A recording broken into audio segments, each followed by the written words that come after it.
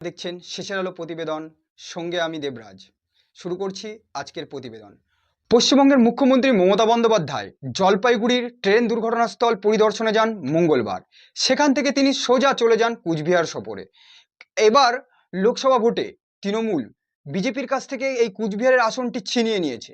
এমত অবস্থায় মুখ্যমন্ত্রী মমতা বন্দ্যোপাধ্যায়ের কুচবিহার সফর রাজনৈতিকভাবে খুবই গুরুত্বপূর্ণ। মঙ্গলবার তিনি সেখানকার মদনমোহন মন্দিরে পুজো দেন এবং তার সঙ্গে ছিলেন তৃণমূলের টিকিটে সদ্য জেতা সাংসদ যোগেশচন্দ্র বর্মা বসুনিয়া। এরপর পুজো শেষ করে তিনি সোজা চলে যান অনন্ত মহারাজের বাড়িতে। এক্ষেত্রে আপনি বলবেন, অনন্ত মহারাজের বাড়িতে গিয়েছে তো কি সমস্যা হয়েছে? আপনার এই প্রশ্নটি মনে জাগা স্বাভাবিক। সমস্যা আমার হয়নি, সমস্যা হয়েছে বিজেপির অন্দরমহলে। কি সমস্যা সেটা বলার আগে তার আগে একটু জেনে নেই যে এই অনন্ত মহারাজ কে। এই অনন্ত মহারাজ হলেন গ্রেটার কুচবিহার পিপলস অ্যাসোসিয়েশনের নেতা এবং তিনি এই মুহূর্তে বারংবার স্বতন্ত্র কুচবিহারের দাবি করে এসেছে পূর্বে। বর্তমানে তিনি বিজেপির রাজ্যসভার এমপি এবং বিজেপি নেতা হিসাবে কুচবিহারে পরিচিত। 1 বছর আগে বিজেপি এই অনন্ত মহারাজকে তাদের দলে নিয়েছিল। এখানকার যে রাজবংশী ভোট আছে সেটাতে বিজেপির আরও বেশি নিজের ভোট ব্যাংক শক্তি করার জন্য, রাজবংশী সম্প্রদায়কে কাছে নেওয়ার জন্য এই অনন্ত মহারাজকে রাজ্যসভার এমপি হিসাবে নির্বাচন করে। এমত অবস্থায় তার সাথে তৃণমূল সুপ্রিমো মমতা বন্দ্যোপাধ্যায়ের সাক্ষাৎকার এবং সাক্ষাৎকারের পর একে অপরের নামে ভুরু ভুরি প্রশংসা করা, একে অপরের নামে ভুরি ভুরি প্রশংসা করা বঙ্গ বিজেপিতে চিন্তার পাহাড় নামিয়ে এনেছে। এছাড়াও এই দিন বিজেপির এসসি শাখার জেলা সভাপতি মমতা বন্দ্যোপাধ্যায়কে উত্তরীয় পরিয়ে সম্বর্ধনা জানান। এবার আসি মূল কথায়। লোকসভা ভোটের আগে কেন্দ্রীয় বিজেপি নেতারা এবং বঙ্গের বিজেপি নেতারা লাফিয়ে লাফিয়ে বলেছিল এবার বিজেপি তৃণমূলের থেকে বেশি আসন পাবে এবং তৃণমূল সরকার আর কিছুদিনের অতিথি মাত্র। বিশেষ করে বিরোধী দলের নেতাদের মত অনুযায়ী ইডি এবং সিবিআইয়ের হাত থেকে বাঁচতে যে সমস্ত নেতারা তৃণমূল ছেড়ে বিজেপিতে গিয়েছিল তাদের মধ্যে অন্যতম হলেন শুভেন্দু অধিকারী। তিনি নাচতে নাচতে চিৎকার করে বারবার বলতেন যে সরকার আর কিছুদিনের মধ্যেই পড়ে যাবে।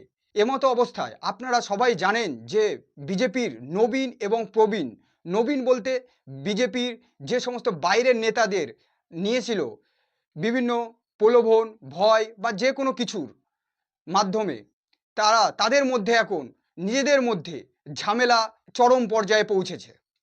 ফলে তাদের সাংগঠনিক ব্যবস্থা নিয়ে কী ধরনের সমস্যার সম্মুখীন হচ্ছে তা নিয়ে চিন্তার অবকাশ আছে।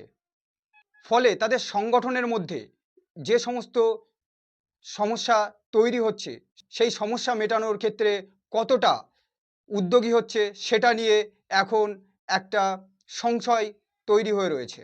যাই হোক, এবার আসি মূল কথায়। তাহলে মমতা কি এই সমস্ত বিজেপির উগ্র মনোভাব এবং বক্তব্যের প্রতিশোধ নেওয়া শুরু করেছে?